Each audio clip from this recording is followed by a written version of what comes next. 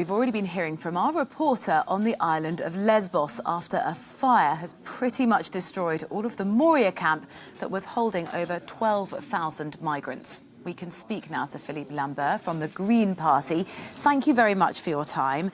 Now, Angela Merkel has said this is Europe's problem. Do you think Europe actually believes that? Well, I think that Angela Merkel is pretty isolated, like she was in 2015. Indeed, I fully agree with her. This is Europe's problem, and frankly speaking, not a big one. Because even if we had to relocate all refugees that are in the Greek islands today, we would basically ask every city of about 30,000 people to take one refugee, just one. So I think this is pretty much within our abilities, but there's a total lack of willingness to do that. And frankly speaking, we did not need a fire to come to the conclusion that Moria and the other camps in the Greek islands are an insult to the human rights in general and the European values in particular. So Europe is not living up to its values by basically parking people in such camps. We should have acted earlier without provoking this act of despair that this fire was. So we are urging at least a coalition of the willing European governments to take their share in welcoming those people home, so that we can put that behind our backs. Why is the sentiment that you've just shared then not being felt across your fellow colleagues?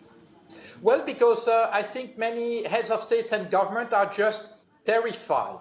That indeed this would resonate badly with national populist parties, but there, frankly, I would like to say that for Democrats and for people who are really attached to human rights, frankly speaking, you should never be terrified by national populists. We should stand up for values, because not everyone within our population is basically refusing for us to do our fair share of welcoming refugees. So we should stand up proudly and say, well, we can do that indeed.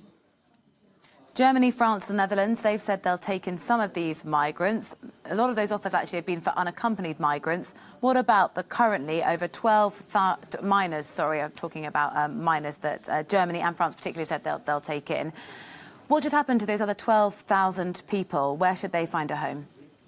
Well, across Europe, again, even if you add to those 12,000 people, the other 12,000, so about 25,000 people who are still in the islands, even if we were to relocate them across Europe, across all the member states, that would be 0.004% of the European population. That's basically negligible. So I think that if every member state does its fair share, it shouldn't be any problem to relocate those people. We'll be following the story really closely with our reporter on the island. Philippe Lambert, really appreciate your time from the Green Party. Now we know